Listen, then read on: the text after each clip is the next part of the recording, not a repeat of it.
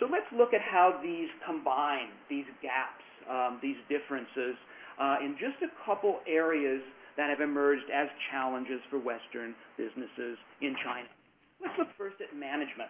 And this was one of my biggest difficulties when I worked in China.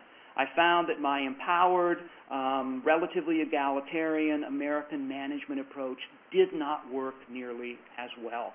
And so I was faced with the task of having to probably be more directive, but at the same time trying to train my employees to work in a more empowered way, virtually with their global colleagues working in an American bank that expected that type of behavior.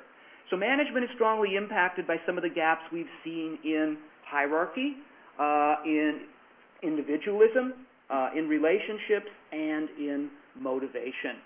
So some of the things to think about, some strategies for success that come out of this, recognizing there is a traditional benevolent dictatorship model. And we saw it in Confucianism.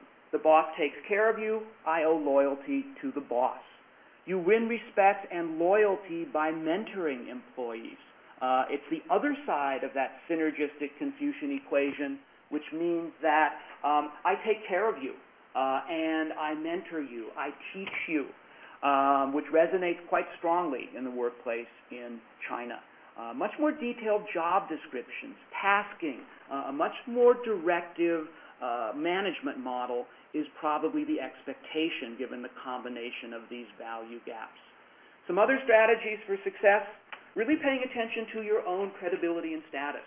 If people grow up with a very strong hierarchy lens, make sure that you are seen as being appropriate in the hierarchy for what you are doing. This reflects a number of things. Title, for example. And many companies have had to change titles of someone who might just be a manager in the U.S. to become manager China market, manager China market certain product, to give them a title that lets them connect with higher level people and get things done in China, where so much of decision-making is at the top of organizations. Status comes through in a number of other things other than title. How long have you been with the company? What have you done? What education background do you have in a culture that has focused on education for several thousand years as a way to move up in society? So really paying attention to how people see you through this hierarchy lens. And title consciousness comes through just in recognition and retention.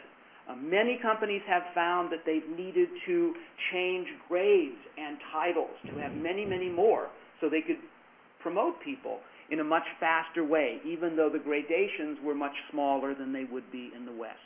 This really reflects the status and achievement orientation. People feel they are moving ahead, they're getting a new title, they're moving up in the organization. Meetings came up as a challenge here for you in the poll. Much more often leader-directed, again with the hierarchy focus and expectations of a leader, but again because it is much more a group culture where individual expression is not patterned or reinforced in the same way, especially in the school system. Brainstorming meetings, open meetings are often much less the rule in China. Leaders take a much more hands-on role, usually. And just checking in frequently in the process. This is an impact of time and a more fluid time concept in China. People take things as they come up, even if they've agreed on a deadline.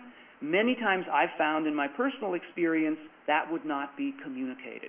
So checking in frequently, understanding how priorities are changing in this more fluid time matrix, often very important in the management process.